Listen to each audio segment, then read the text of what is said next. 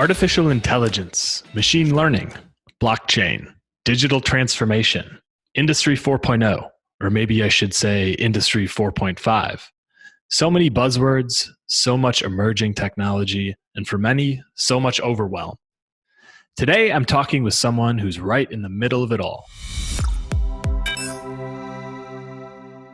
Justin Goldston, PhD, is a professor of project and supply chain management at Penn State University, where he works closely with the Penn State Sustainability Institute to blend technology into organizational sustainability efforts.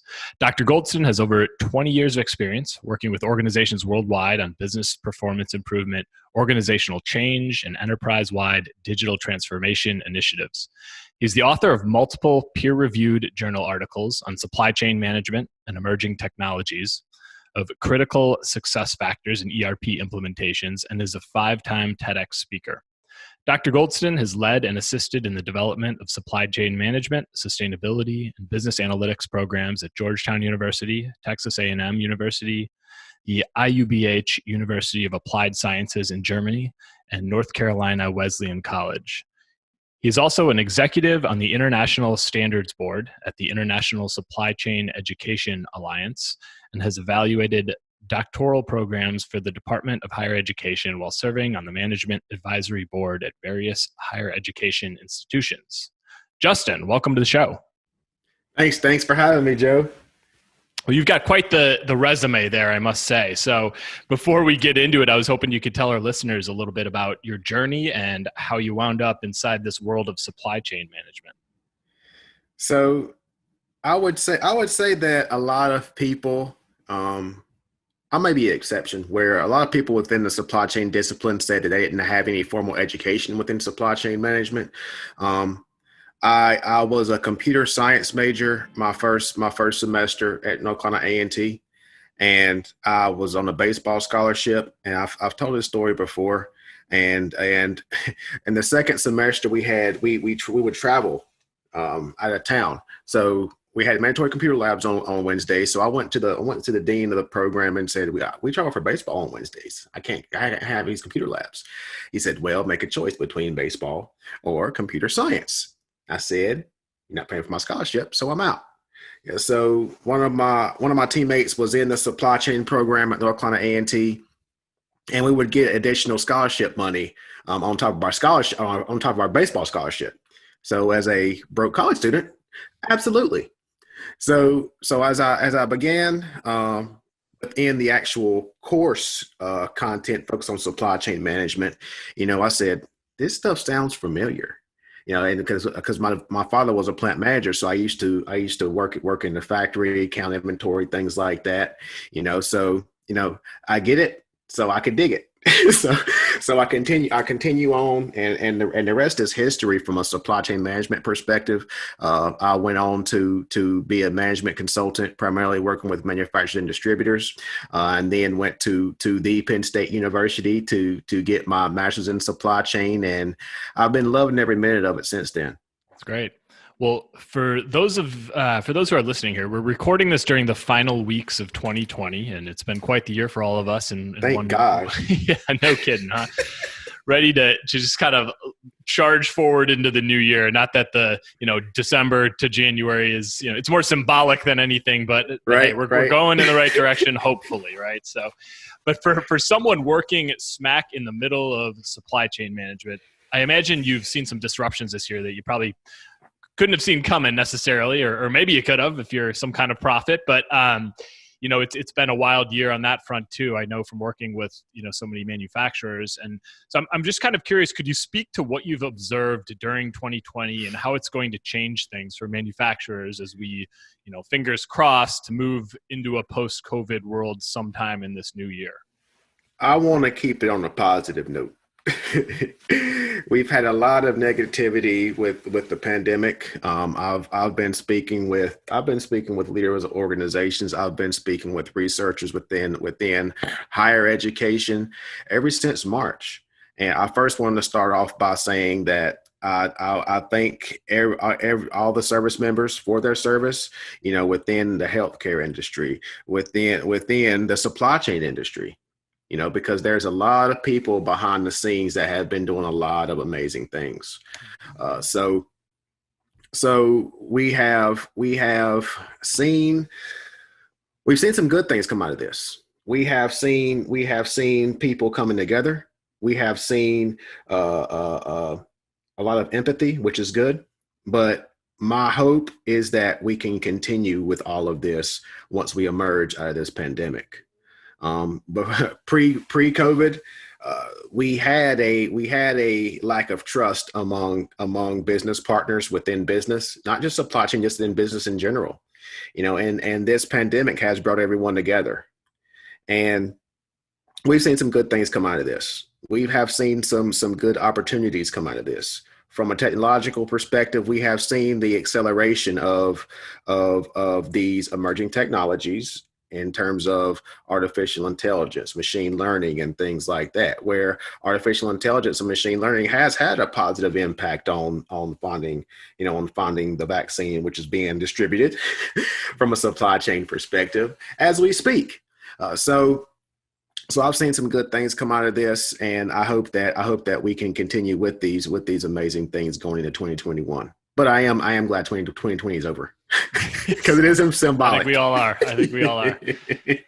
Well, Justin, I was listening to you speak recently on another podcast, and the host asked you a question related to Industry 4.0. I don't even remember exactly what she had asked you, but you kind of immediately jumped in and commented that, Industry 4.0 is now Industry 4.5. And I'm curious if you could kind of unpack that statement for us and talk about what that means as we go to Industry 4.5.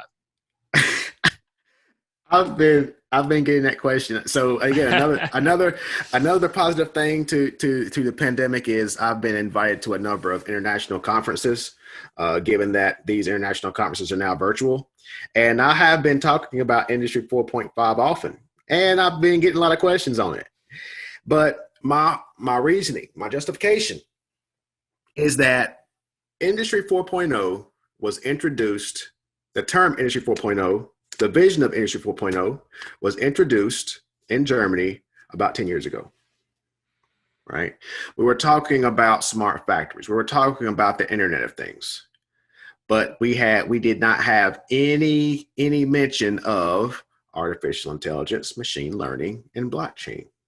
Now, people argue that blockchain is not going to take off in the industry, and I would say it's not going to take off in the next 3 or 4 years, but it's on the horizon.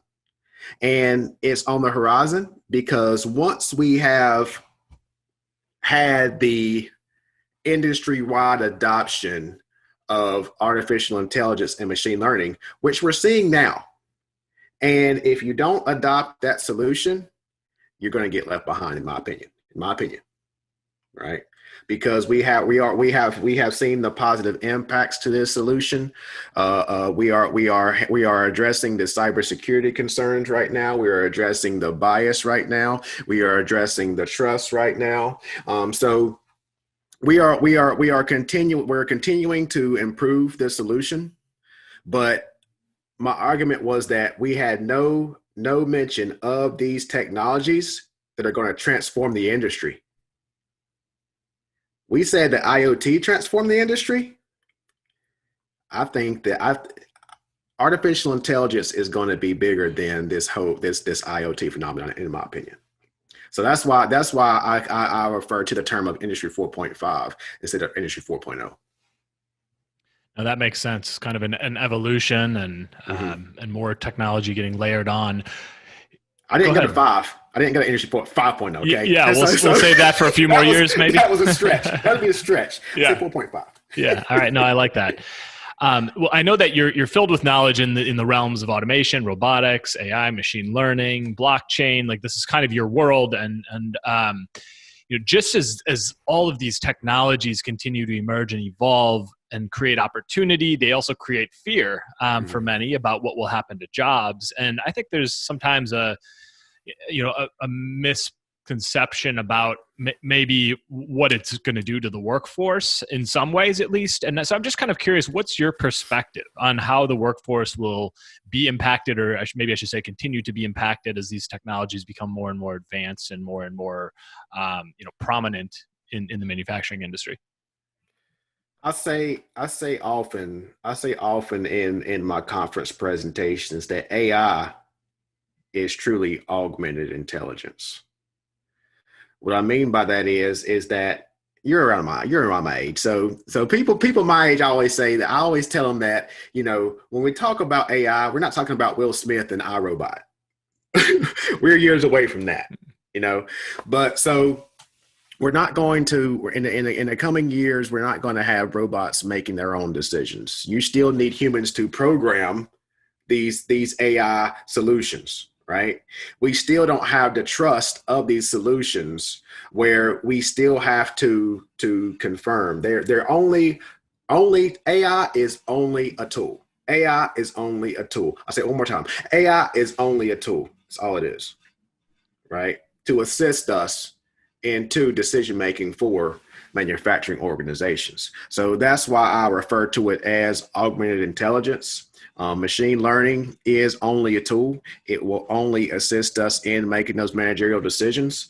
You also have business process automation, which is going to assist us in moving away from those automated, repetitive, monotonous tasks, right?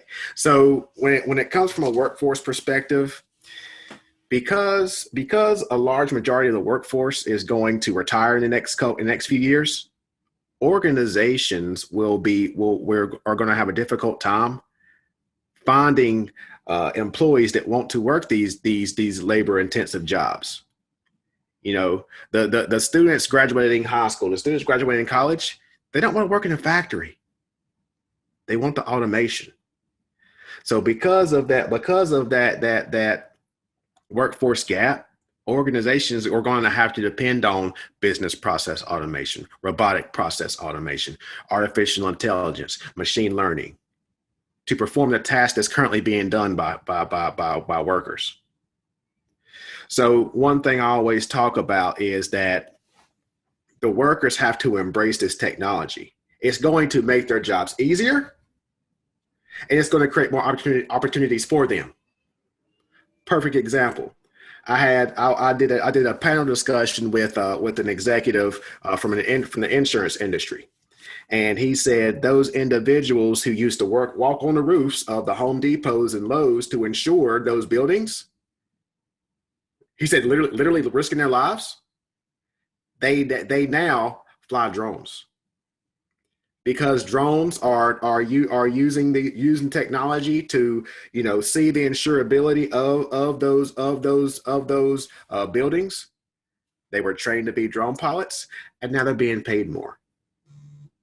He said we didn't fire a single person. The people who are rocking on those roofs, they're making more money, and they're safer, right? They're safer. They're happier, probably in a lot of ways. And they're safer, and because there's a need for drone pilots, they have to pay them more, so they stay. Yeah. So, well, it's an interesting perspective. I've had this conversation with a number of people. I'm thinking of even a few on this podcast. I had Tracy Hansen of Pro Glove. I had Gary Konarska, who's the president of the American Welding Society, and we got into these topics in both of those conversations.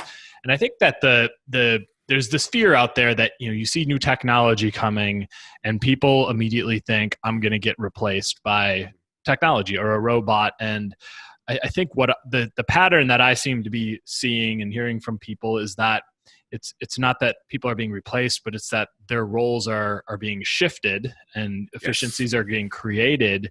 Gary Konarska at American Welding Society talked a lot about the sort of the skilled labor gap that is coming. And you just hit on it too. People are retiring.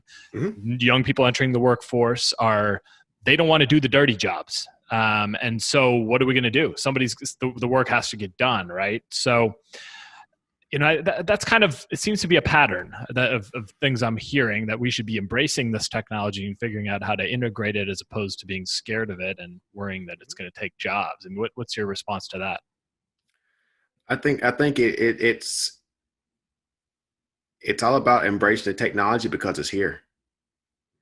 If you don't embrace it, I said in the TED talk, in one of my TED talks where, I talked about MySpace, I tell people in the industry, people who remember MySpace, I said, don't get MySpace just by being terrified and afraid of technology.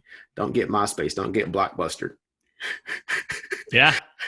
Now don't get Redboxed. Yeah, there you go. Well, I mean, this applies anywhere. Like, but nobody's riding around in carriages being pulled by horses on the street right. these days, or communicating via typewriters, right? It's the technology is here. So right. So we need to we need to own it and figure out how to use it to our advantage, right?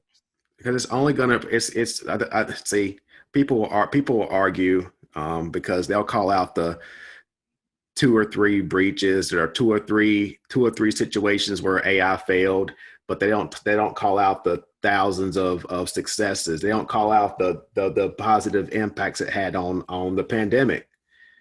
It takes years to even find a viable solution, solution for these things, and they found it in what, months? So I think that it's gonna change. It's gonna change the world, and it, like I said before, I can't say it enough that it's here. It's here. We have to embrace it, and we have to find a way to democratize this solution. We have to find a way to democratize AI. We have to find a way to continue to use AI for good, because we've seen with technology, people always try to find malicious ways to use technology. We've seen it in AI, So we just have to kind of have those task force in place. We have to. Cybersecurity is even more important right now, So that's just one thing we have to look out for, especially from a manufacturing perspective. All good points. Well, Justin, for someone who doesn't have the expertise or knowledge to implement some of these technologies you've been touching on today, how do they get started? What are initial steps? Where do they go for information? I would say before you even consider these solutions, these emerging technologies, in most cases, I always tell people to check your data. Check your data because all of these technologies depend on the data. If your data is not accurate, that implementation is not going to be successful. So step number 1 is get your house in order. What I mean by getting your house in order, check your data, ensure your data is clean, cleanse your data. And then the next step is to understand your current state digital transformation maturity. Are you moving from Excel to AI? Are you moving from QuickBooks to AI? If so, I wouldn't. I'd suggest we take some baby steps. So you have to assess what your AI maturity or what your digital transformation maturity would be, and then create a AI roadmap, if you will, or a digital transformation roadmap. And that's the initial steps. Once you identify what that future state vision is going to be, then you get the education on that solution. It may be from Excel to an ERP application. It may be QuickBooks to an ERP application. It may be, okay, I'm going to integrate AI into my ERP application. Now, most of the larger software providers, the N4s, the SAPs, the Oracles have already started to integrate AI into their base ERP solutions. And we're only going to see more of it emerging. They're acquiring these artificial intelligence organizations, and they're including it within their base solutions, because that's kind of the only way they're going to be able to compete in the future. Let's face it.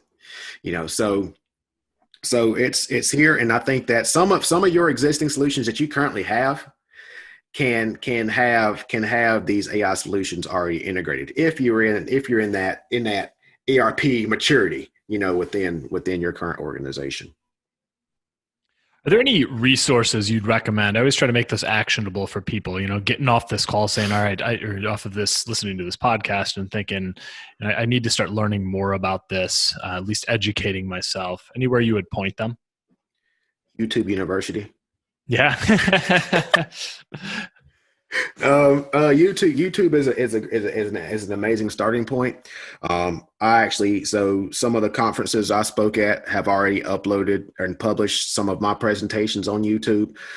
There are a number of MIT presentations that are on YouTube. There are a number of Wharton presentations that are on YouTube of presentation, and surprisingly, they don't get many views. It's not entertainment, it's education. So they don't get many views, but they are absolutely amazing. So for education purposes. Great. Well, that's good to know. Well, Justin, is there anything I didn't ask you about today that you'd like to touch on or add to this conversation? So I just would like to thank everyone for listening. I do want to let you know that I do have 2 books coming out. So one is going to be artificial intelligence focused on sustainable practices. So if you've heard of the United Nations Sustainability Development Goals, I'm writing a book to discuss how we can leverage artificial intelligence to address all 17 Sustainability Development Goals. That will be coming out around the August timeframe, as well as sustainable project management, where we're going to talk about project management, but for organizations that are implementing sustainable practices. So maybe we could have another episode on that discussion. Yeah, I like it. No, that's really exciting. Not 1 book, but 2 books on the horizon. Probably not too many people can say that's the case. So congrats on what very excited. We'll keep our eye out for that. Well, great, Justin. This was a really good conversation. I appreciate you doing this. Can you tell our audience the best way to get in touch with you or learn more about what you're up to? Yeah, so you can follow me on LinkedIn, Justin Goldston. That's the best place to find me. I often post topics and articles in the area of sustainability, artificial intelligence, supply chain management, among other things, social responsibility. So please connect with me. I'm always open and willing to have a discussion.